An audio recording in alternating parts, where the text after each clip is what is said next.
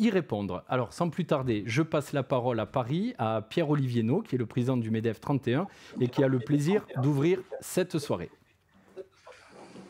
Merci beaucoup Gilles et bonjour à toutes et à tous. Je suis très heureux, évidemment, particulièrement heureux d'être avec vous en cette fin d'après-midi.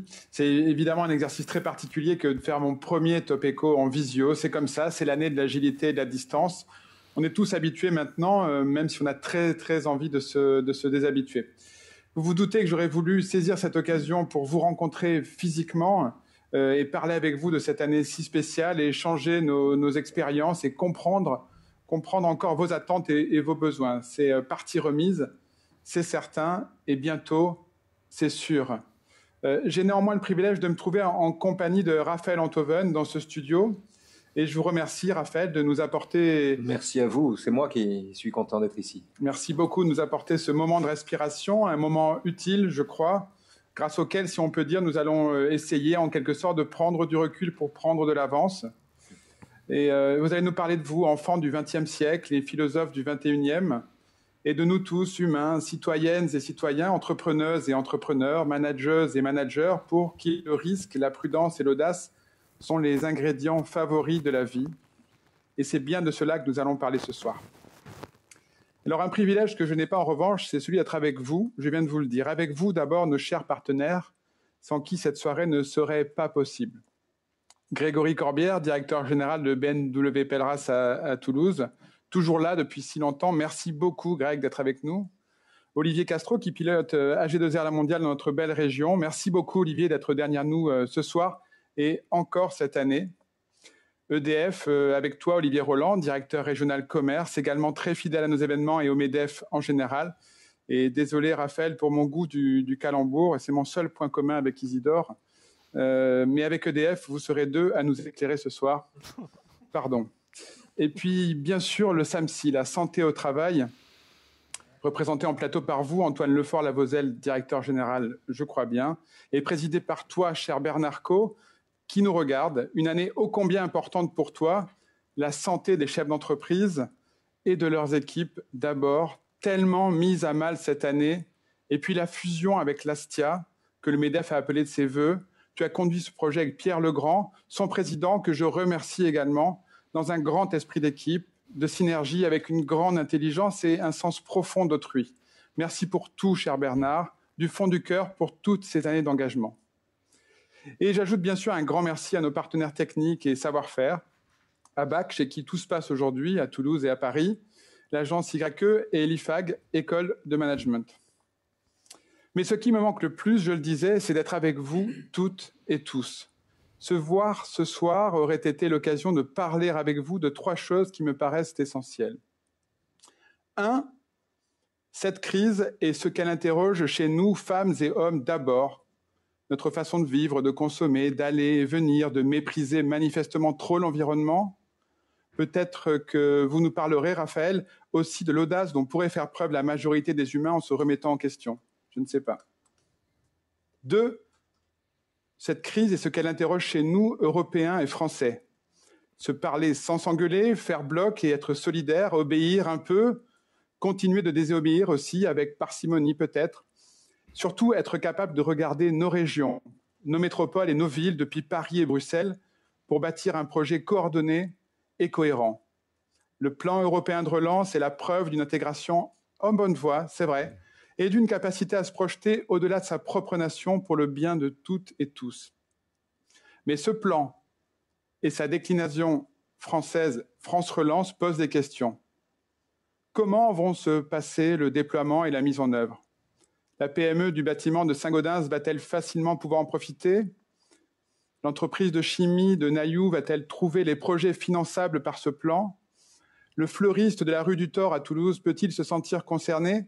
Eh bien, je pense qu'il peut l'être si le plan s'adapte davantage aux petites et moyennes entreprises, au commerce et aux TPE, et si notre métropole et nos mairies se montrent à la hauteur de l'enjeu et investissent avec audace dans l'avenir de notre économie locale, en avançant en cohésion, dans une volonté de dialogue et d'écoute avec les autres collectivités et les représentants des entreprises que nous sommes. Et puis, enfin, cette crise doit nous inciter au questionnement, nous humains, nous Européens et Français, elle soulève un champ immense d'interrogations pour les chefs d'entreprise que nous sommes. D'abord, sidérés comme tout le monde devant ce précipice, nous avons dû affronter la peur de voir nos entreprises mourir et l'angoisse de dire à nos équipes « je ne sais pas ». Ce « je ne sais pas » que les plateaux télé, les réseaux sociaux ont banni à vie. Nous avons dû le dire à Stéphane, à la production, à Kim, aux achats, à Isabelle, à la direction générale, et à toutes celles et tous ceux dont l'engagement avec nous tient à notre capacité à donner un cap. Peut-être, Raphaël, que l'audace depuis 8 mois, c'est de dire à ses équipes, à ses clients, à ses fournisseurs ou à ses banques, je ne sais pas. Notre défi a ensuite été de se relever et de nous manifester souvent avec le MEDEF d'ailleurs, et de trouver des aides. Ce n'est pas dans l'ADN d'un chef d'entreprise d'aller chercher des aides publiques. Mais passé l'émotion, on a réussi à avancer. Le plan de sauvetage et ses compléments locaux sont globalement puissants, mais plusieurs ajustements sont encore indispensables pour sauver des aventures et des emplois. Je pense par exemple aux restaurants et aux clubs de sport. Ces ajustements, on l'a un peu dit, doivent venir de nos collectivités locales à qui je demande encore une fois de faire preuve d'audace et de vision. Et puis, si on parvient à sauver son entreprise, je parle désormais au présent, car nous sommes en temps réel, il faut maintenant regarder devant avec plusieurs défis. Le premier, d'ordre psychologique et philosophique, retrouver l'optimisme, dont je crois avoir perçu une définition au fil des pages que j'ai lues du temps gagné, Raphaël. En tout cas, dans la plupart de vos chroniques. C'est cet optimisme, un mot un peu fourre-tout, je vous l'accorde, qui va nous permettre de dessiner un cap et engager à nouveau nos équipes sur notre raison d'être. Équipes qui sont dans la souffrance, dans l'absence, parfois une forme de détresse, et le télétravail à l'excès en est d'ailleurs en partie la cause. Le deuxième défi est d'ordre purement financier, retrouver le chemin du chiffre d'affaires au plus vite, l'esprit de conquête, réorganiser sans tabou, pour se tourner vers l'avenir et parler à nouveau d'investissement et d'excédent brut d'exploitation positif à nos banquiers.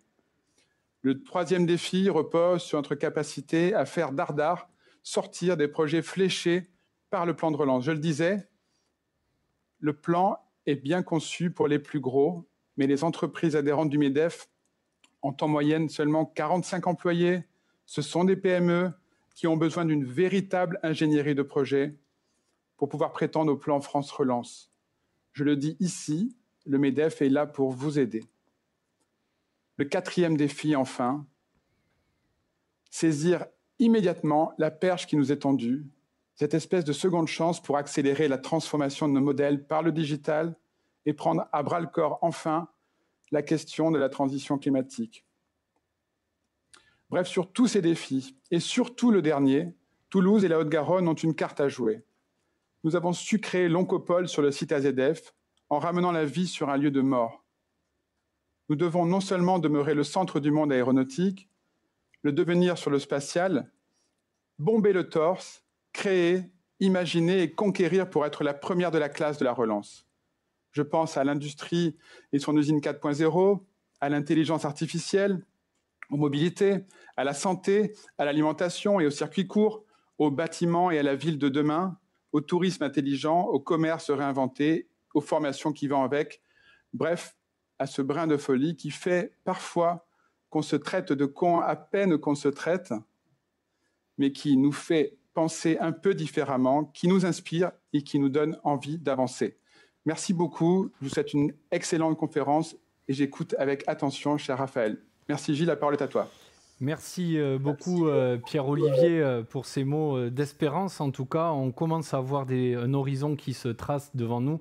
Donc on va serrer les rangs encore une fois et arriver à la sortie de cette crise. Alors sans plus tarder, je vais passer la parole à Sébastien Vignette, qui est le délégué général du MEDEF de la Haute-Garonne. Il va vous présenter ce Top Éco 2021. Alors évidemment, qui regarde le chiffre d'affaires Sébastien 2019, donc qui n'est pas la réalité que vivent les entreprises depuis quelques mois. Alors quelles sont les nouveautés, quelles sont les grandes tendances de ce guide ?